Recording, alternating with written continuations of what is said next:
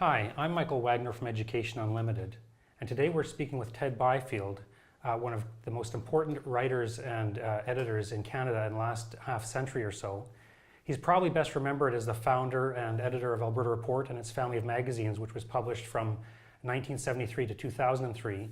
In recent years, though, he produced with his wife Virginia a 15-volume history of Christianity. While Ted was still at the magazine, he was the most significant media voice for parental rights in Alberta.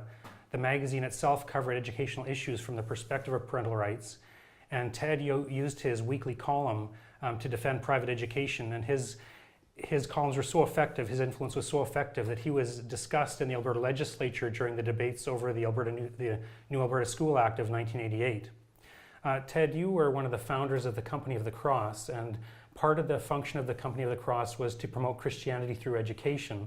And in doing that, at least 3 schools were formed. The St. John's schools were formed in Manitoba, Alberta, and Ontario. So many years ago already you saw the need for distinctively Christian education. So I would assume that you would think that it's even more imperative today to have distinctly Christian education than back in those days. One question, I believe. What happened was, it was in the early 1950s, and I was part of what we called a cell group at St. John's Anglican Cathedral in Winnipeg. And we were engaged in the endeavor of bringing people into the Christian faith. Not people from other denominations, but people from outside it who were rejecting it. And in the course of this, we made what seemed at the time a significant discovery, I think it was, and that is that people traditionally acquired their values, their sense of right and wrong, true and false, and so on, from 4 cultural institutions. The first was from the family, meaning mother and father, mostly mother, don't beat up your little brother, but make your bed and all this kind of thing. Then, secondly, from the church. Most people, well over 50% of people, attended church at least once a month, throughout most of Canada. So that was a further education. And then from the schools.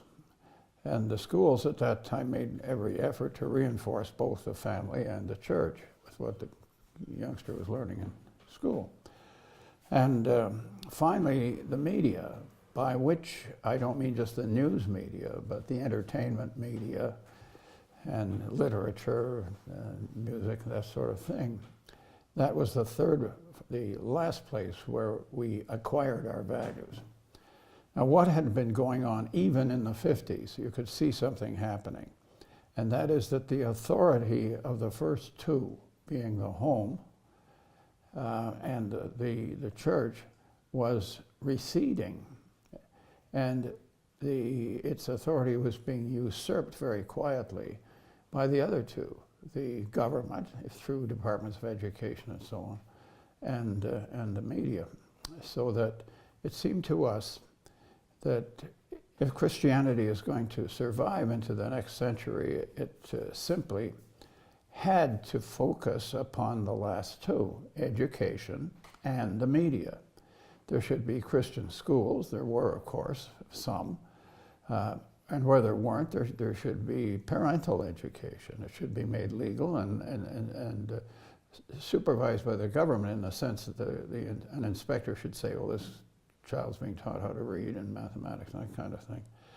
And also in the media, not just the religious media, but the general news media. There should be news magazines or newspapers which are founded on the principle that Christianity is true, and therefore this matters and that doesn't.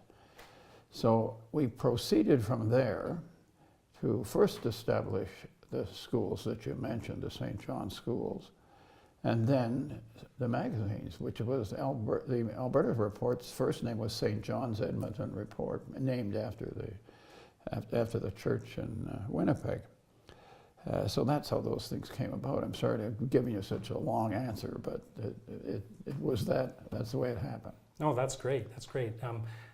As we mentioned, you see, as you mentioned, you see the distinctive need for Christian education. Do you think that in today's world that home education can help fill some of the need for Christian education? Oh yes, certainly. I mean, a mother and even 5 or 6 kids has a far better opportunity to teach those 5 or 6 kids than the best of teachers in a 30 or 40 student classroom. Mm-hmm. I mean, there's an untold advantage just in the singularity of the family.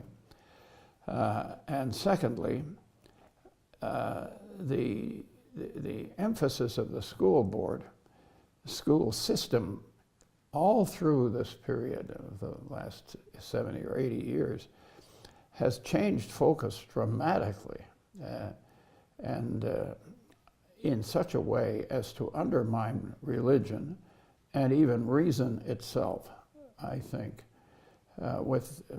because of the effect upon it of the Columbia School of Education at Columbia University and John Dewey and the movement he began in the 1920s.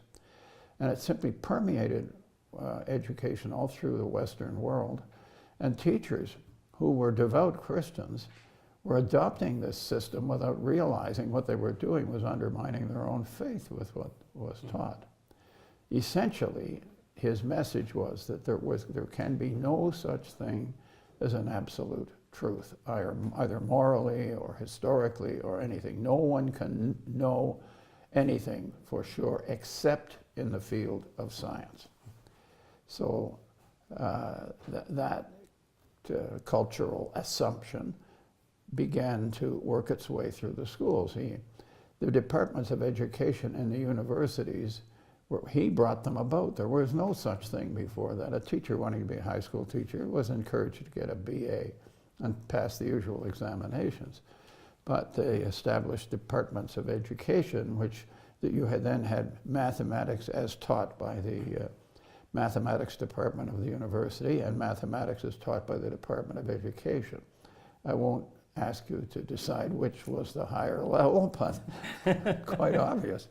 And all of this came about as part of that revolution, and that revolution has rendered much of education as really alien or hostile to religious belief of almost any kind. Mm-hmm. Have you ever met any homeschoolers yourself? And if so, what was I your know impression quite a of them? few. What's your impression of the homeschoolers you've met? The ones I know do an excellent job. I've heard that some parents don't, and I don't doubt it, because parents are human beings and we all err. But I have to say that I must know at least a dozen, and I have never counted them. All 12 are doing a very good job, and they have an extraordinary advantage, of course, over the school system, and they take full advantage of the opportunities that they're afforded. If you knew a family that was looking for a Christian alternative to public education, would you be willing to recommend homeschooling to them as a potential option? Oh yes, yeah. We did, of course, made an attempt to establish schools based on Christianity, the St. John's schools. They lasted about 40 years. I think we had 3, as you mentioned. They failed in the end because the culture, the general culture of the country was changing so radically that they didn't make sense much to younger people. And also because the war had receded in memory. I remember noticing in the 1950s, for instance, when we began that school, almost all the boys in, at least half, I wouldn't say almost all, half of them anyway, were the children of war veterans. And they put them in those schools because he said the schools are tough, and here's a way of giving my son something that he isn't going to get anywhere else. So that's how they, that generation passed on. Well, it's interesting you mentioned that the potential support base for the schools was eroded because of the change in the culture, leading the schools to collapse. And that's the same explanation that was given for the end of the magazine, that the audience, potential audience for the magazine, That's right. had eroded because of the cultural Yeah, change, so that's that they right. both went down together. Yeah, the culture has been, it didn't just change, it was changed. I mean, there was a deliberate effort made to bring about that cultural transformation. Actually, that ties in with what I was going to ask you next, is that you've been in journalism in one form or another for about 70 years, and you've seen many changes that have occurred over that period of time. Would you care to explain some of the biggest changes that you have seen over those 70 years? Well, the most blatant one, and that's why it gets most of the attention, is sexual diversity. The sexual practices that in the 1950s were illegal. I mean, if people were found doing this, they would be put in jail. Today, if you criticize those practices, you could be put in jail yourself. That's a complete 180-degree turnaround. But that's the only reason it gets so much attention is that it's so blatant. But there are many other things. The authority of the family has been eroded very, very seriously, and the idea that parents can't spank their children. As far back as human records go, parents have spanked their children. Something we are supposed to have discovered during the 1960s rendered this wrong. What was it, I wonder? All we know is that since we stopped spanking children, particularly boys, we have to have police in the high schools to keep order sometimes, because we have drug problems in the high schools. These things were inconceivable at that time, that there should be a cop in a high school regularly assigned to it. Would have been simply preposterous. There it is. Now, why is that? Because they can't control the kids, because physical punishment is considered, well, you're going to lead to violence. We've had more violence in those schools now than we ever had. The kids inflicting it on each other largely, because we can't control them. That's another major change. The rights of religious people to the acceptability of your saying in almost any sphere, I believe you're wrong and I'm right. This is considered bigotry and intolerance. So what's the point of a discussion if nobody can be you see what I'm getting disagree, at? Yeah. Sports itself in the junior grades, sports is the one area they can't seem to invade very well, because in the junior grades they don't have winners and losers. I'm told in many sports activities everybody wins. Well, I haven't done that to sports yet, because somehow or other it remains confrontational, we'll say. And these are just some of the things you could notice. I think the biggest change is the one I mentioned, and that's in education. And in fact, it lies behind most of the others. And there are two other things. Certainly one has changed, and that is the rise again of Islam, which goes back they begin in the 6th century. And we have been fighting with Islam for all that time. And Islam has been fighting among themselves all that time, because their controversies go on. And yet we're assured continually against every conceivable piece of evidence that they're a religion of peace. Well, they ain't. Well, all religions surely are good. They aren't. There's such a thing as a bad religion. When a woman has to throw herself, whether she likes it or not, on her husband's funeral pyre, something's wrong somewhere. So I'm intolerant, a bigot, because I just said so. I still think it, just between us. Don't go telling. Okay. In recent years, you've been working for the Society to Explore and Record Christian History, known as SEARCH. Could you explain what SEARCH is and what it's doing now to try and push back against the cultural changes that you've been explaining? Well, there are a number of things happening now which we should be, as Christians of any denomination, we should be utterly aware of. And that is that the media, which for the last 50 years has been generally arranged against us.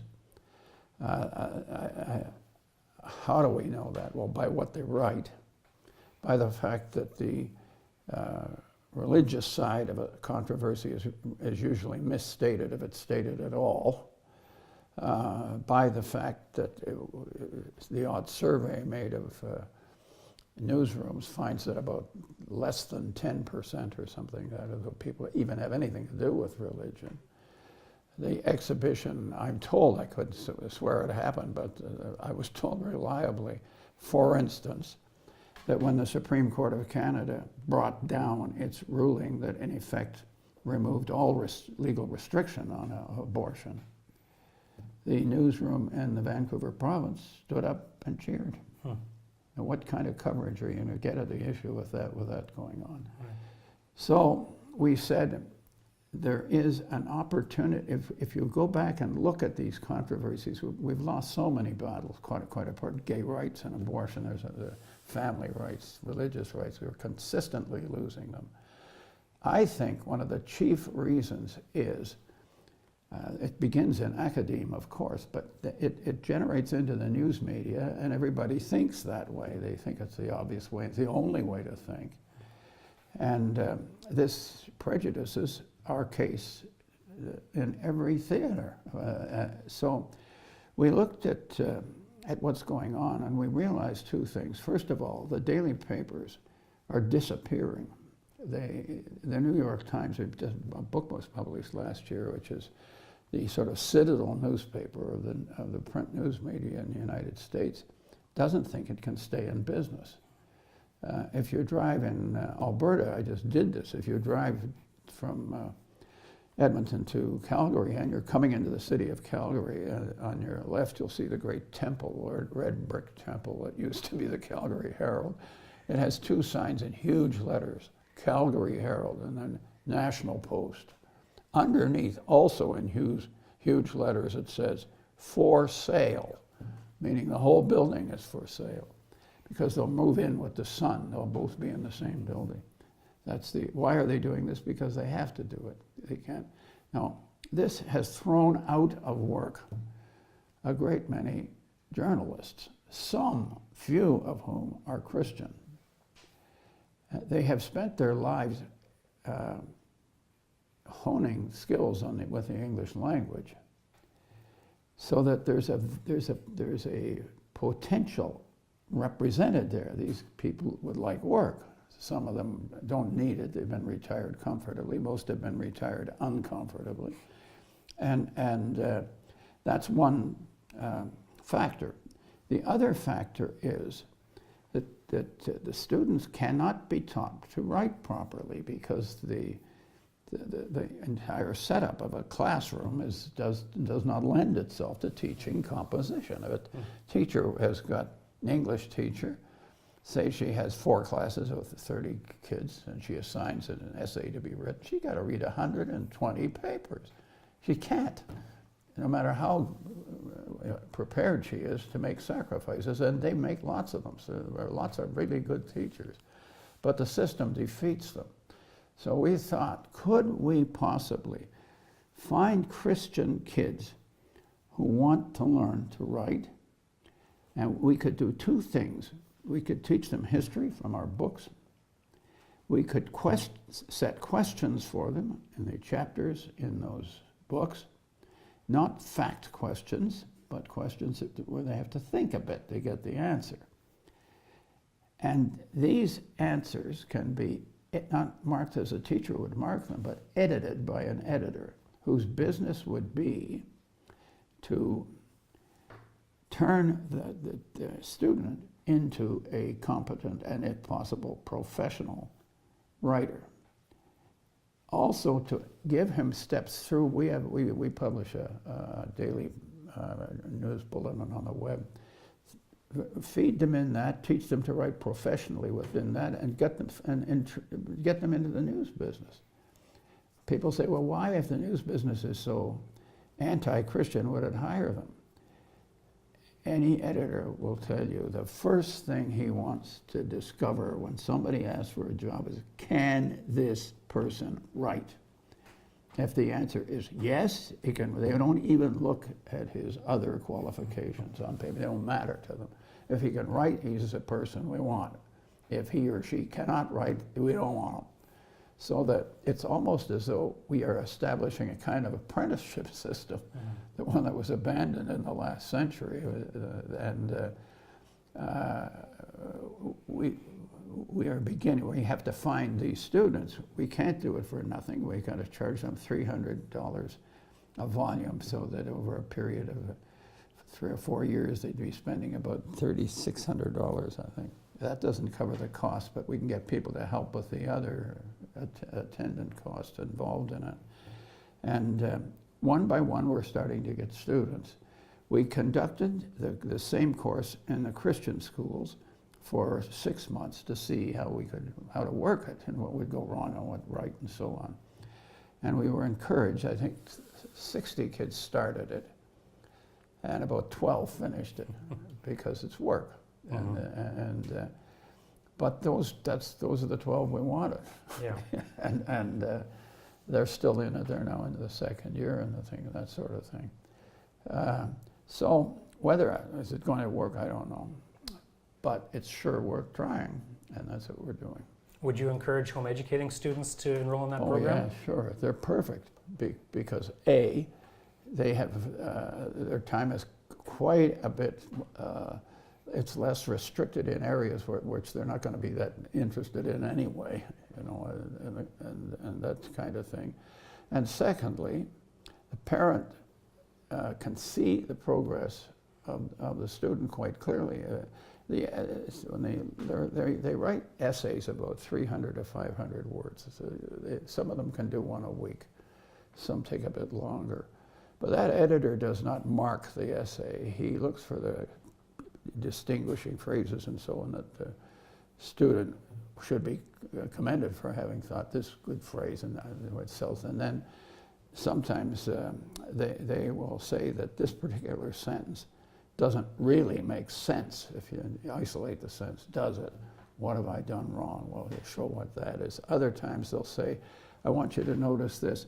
You took 65 words to cover these facts in that sentence.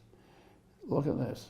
And the editor will do the same thing in about 25 words and have it be the same thing. I mean, the essentials are there in 25 words. This really has the effect of impressing the kid because, he said, well, why did I take so many words? The answer was, and we keep hammering this at them, the process is read, meaning the material that they're given, read, think, write, in that order. Don't start by writing and then do the thinking as you're going on. and the ones that stuck it out certainly seem to have got an awful lot out of it. So we think it's this. Now, what's the long-term objective? Simply to get more Christians not only into the news media, into the advertising media, into television, into playwriting. This is where we're lacking. I had a young lady, she's a really good writer, and we interviewed her on tape and asked her what she was going to do when she got out of school, because she'd done this course. She said, I think I'm going to like to be a veterinarian. Well, there's lots of veterinarians, but there aren't a lot of Christians in the news media, and she could be a humdinger. The thought had never crossed her mind. Now it does, of course. But the war is not won in the pulpit. I'm not saying the pulpit isn't important. It's terribly important. But when we're in conflict in what they call the public square, and we're in it a lot, the skills that are required are different to the skills in the pulpit or in social work or even medicine. It's a skill of its own. How do I get someone to read my story and tell it in a way that will persuade them of a certain position? That's what I've got to learn to do, whether I'm writing a play, a column in a newspaper, or covering a story. And I think in I think it may work. Maybe we're going to do Byfield reform the whole world by a little bit. The answer is we're trying. How would a home educating student apply for that program? The best thing to do is look up our website. You mentioned that this program is particularly designed to get Christian students going in the direction of working in the media, but would it also be helpful for other students who weren't necessarily going to be in the media full time but would be able to use their writing skills in other fields? It's hard to imagine a profession where an ability to express yourself effectively, formidably, will not have a telling advantage. Whether you're studying bugs, playing baseball or promoting baseball or anything. You're in a situation frequently where you have to put into words what it is you want done. And if you know how to handle the language, your likelihood of achieving what you want is enormously enhanced. Everybody can learn to write, needs to write at some occasion. There are three kinds of people, really, I think, with these kids we found in the year where we tested this thing. There are some naturally good writers, and they certainly profit by this. There are some naturally hopeless writers. You can stay too will profit by it. But there is another character that's in the middle. And he could be, and it's often a he could be a very good writer, and the thought never crossed his mind. How do you know he's good? Because A, he loves telling jokes. He entertains people. You see what I mean? Yeah, That's a clue to a good writer. He wants to entertain somebody. The other thing is that he has a sense of humor, which means he can see the absurd side of the things we human beings do and make them funny when he tells the story of them, of course. So that particular individual, if we can get him, we will make him into a good writer. Because as soon as he says, I can do this stuff, that's when you start to win. There's a story about Winston Churchill. He said, I was being a dreadful student. I was not allowed to study Greek and Latin. I was forced to remain with the English language. Of course, he's one of the great masters of the English language. And he remembers his interview at one of the great schools, Eton or something, and the teacher says that we was talking about the Latin word mensa, a table, and he was saying mensum when it's the object of the sentence, mensa when it's the subject, and then it's also the vocative, whatever that was, mensa. And he says, you see, and Churchill, a little kid, he says, well, when would I use that? And the teacher says, well, it's in the vocative, it's when you're addressing a table. Churchill says, well, I never do. The teacher said, listen, young man, if you're going to be a smart aleck, you'll never be.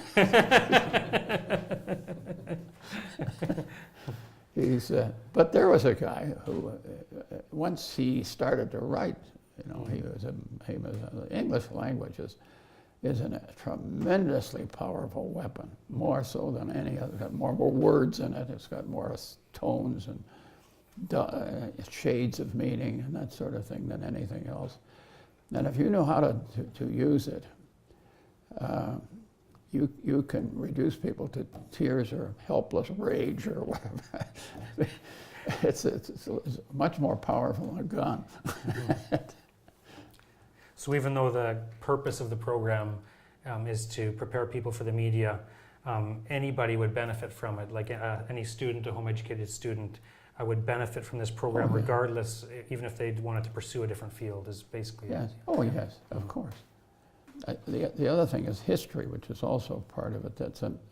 You can develop, by reading history, not an awful lot of it, you start to develop what we call a history mindset. That is, when you get into a new situation of any kind, you instinctively want to know the background. If you're dealing with some person, you want to know who that person is. where they came from, what their parents did, how many brothers and sisters they've got, and this kind of thing, because that's their history. Or if it's you're trying to promote some new pharmaceutical, you have to know the drug company that you're working for and all about it. One of the guys that's been helping us out, Murray Lytle, he gave an actual example. He said, he's a mining engineer, and we were developing a proposal to open a mine in Peru. And he said, I had 3 candidates. They were all about equally qualified academically and in terms of job experience.